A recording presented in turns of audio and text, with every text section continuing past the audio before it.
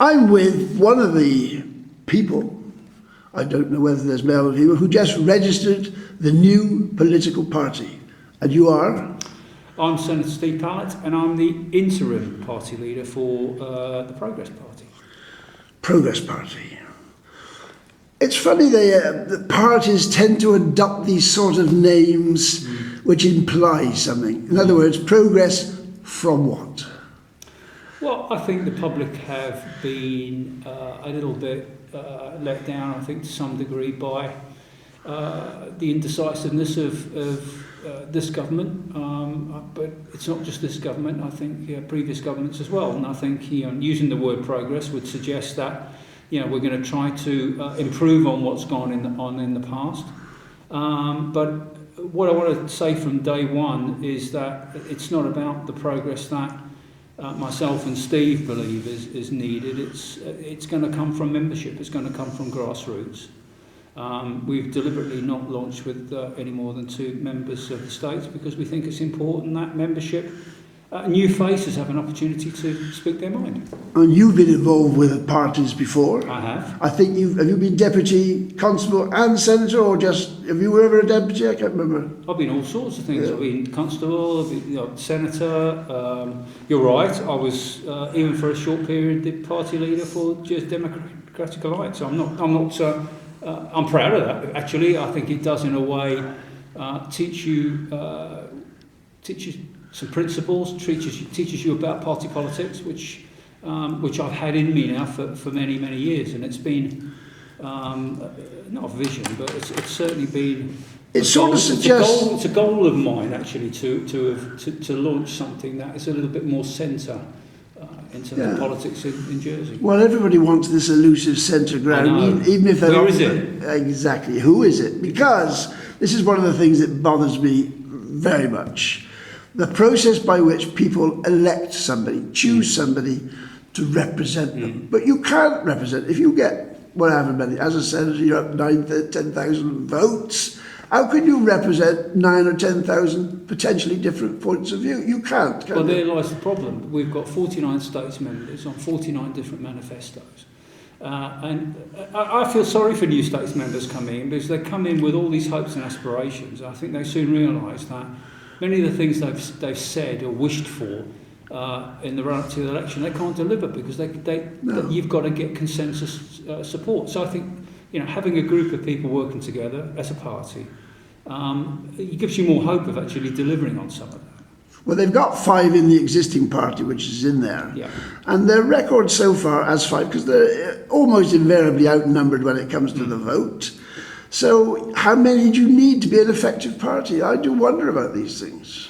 Well, I think a lot of it's not just down to the numbers you've got. I think it's the policies that you take forward. I mean, reform have been successful at times with policies that I think the states can get behind and there's general support for. But you've got to have policies that clearly attract the majority of states members. I think we haven't got to the point yet where we've started to sit down and really think about what our policies are going to be for the next election. That will come from membership, as I say, but they've certainly been more successful on social issues, and many of them I support. It's an unusual sort of procedure to form a party and then try and decide what your policies are going to be. I would have thought mostly it's the other way around, isn't it?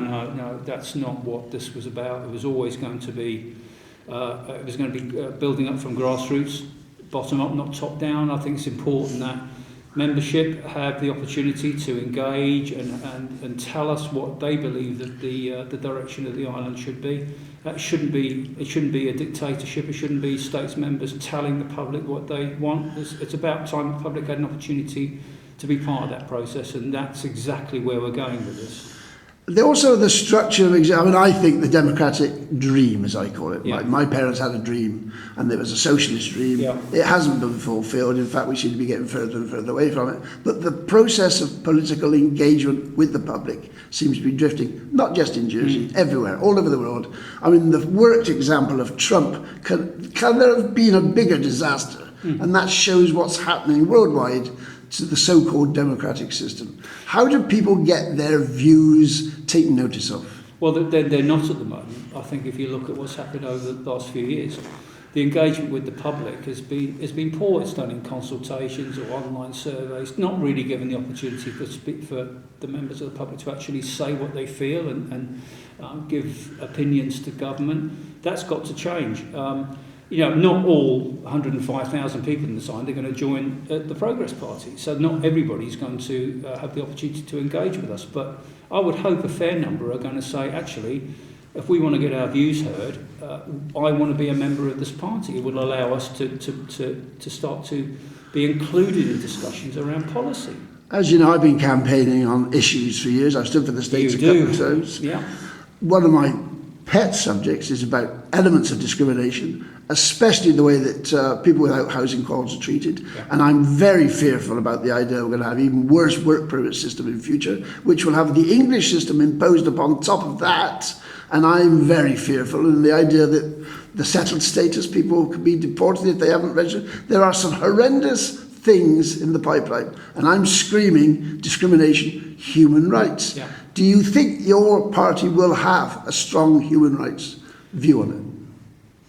It's funny you bring that up because I'm actually chairing the migration policy at the moment, Right. so, in terms of reviewing it. So, in terms of the party, of course we've got to respect people's human rights. We wouldn't be doing our job if we didn't. I think in terms of the population policy, or certainly it's more than migration policy, is that it has to be fair. It has to be fair to those that come and work in the island and respect the role and the value that they have to our community. I mean, you probably say yourself that we don't respect and we don't really value those that come and work in the island as much as we should. So I think we do need to ensure that migrant workers have got their rights are protected. And, I don't want to set policy on the hoof right with you now, but it has to be part of our thinking that, we have to treat migrant workers fairly. That is part of actually the reviews. We've already had comments from submissions already around concerning or concerns around migrant workers and making sure that their families and children are respected and have equal rights. So it's absolutely going to be. Well, as you well know, the Convention on the Rights of the Child was adopted. It was. But I don't think there's many households in Jersey have even looked at the Convention. They haven't got a clue what it means. Copies have not been circulated in every household. If we're going to play this game, human rights, we've got to do the homework. We've got to do it. And we've got to let people know what their rights actually are. But a few little lectures at school are not sufficient. Well, that's why it's important, I think, that from a review panel point of view, that we understand what the Policy Migration Development Board's thinking was and whether they actually took into account European Court of Human Rights and the UNCRC and what it says, and whether that was the work permit system was developed with those thoughts or with those conventions in mind. Like I say, we're still getting submissions back, but it's clearly been a concern to some, and that will come out, I think, in our report. Right. Obviously, what if you do get sufficient? I don't know how many. Suppose you did manage to get 8 or 10 party members elected. And if that was effective to do something, what key areas do you think you would be looking for? What would you want? I mean, they've had to have states members who are several ministers is ludicrous. And there's only so many seats. There's only so many available people. If you had 10 of those seats, where would you go for, do you think? Well, we've done. You say we haven't provided any policy, quite right, but we have got a policy priorities document that sets out, I think it's 13 areas where we think that we have to really think carefully about how we move forward. One of them's population, which we've already mentioned. Another one's clearly going to be health with the pandemic that we're currently in. The economy is vitally important, so we have to make sure that we have a balanced, sustainable economy. But the one area, I think, where with discussions that we had with our signatories and also with others that showed an interest in the party being formed, especially with those that are a little bit younger, was housing. The lack of affordable housing, the lack of social rented housing. There's been sorely a lack of new accommodation built or enough accommodation built to cater for an increased population, and it's clearly an issue with young people. If you ask my daughter, what do her friends talk about? She's in her mid-30s. It starts with housing. Well, there's always been this confusion with housing ministers or whatever, Yeah. the presidents, whatever they were. We want to build houses, but we must preserve greenfield sites. You can't have it both ways. It doesn't work. No, you can't. You can't. I think we have to sit down and look at, we've got the Island Plan review currently going on at the moment, which is looking at sites outside of St Helier as well as those in it. So I think there is a balance to be struck between more housing in St Helier, which is going to strain services within St Helier. We know that, but yeah, I think some of the parishes have to take some responsibility for new housing around current village settings. And I know from the discussions we've had in St Brellards, there's been sites identified in St Brellards which will horrify St Brellards parishioners because they'll think they've taken enough brunt already, as St Clement's have, as you know, living in it. So I think there does need to be a balance. St Helier is clearly going to have to bear the brunt of it, I'm afraid. If there is still the population after COVID that needs housing, Correct. because of course, if the population is decimated as it could be by COVID and all the ramifications, businesses closing down left, right and centre, you might suddenly find 10,000 people have gone missing. That's quite easy to happen. Well, it's going to have an effect. We don't know the full effect of that. We don't know what the full effect on businesses yet. I still think we're going to have more unemployment. I still think more businesses will close. This is when we're not through COVID yet. I think this summer is going to be, particularly difficult for hospitality and retail. It's going to carry on. So you may be right. There may be less onward need for new housing, but nevertheless, we've got a waiting list at the moment. We do need to provide more housing, and I think importantly, I think young people do need to have a housing that's affordable, and that's the one that's always come up as what does affordable mean, and I think that needs to be reassessed after COVID and Brexit about what an affordable home is in Jersey.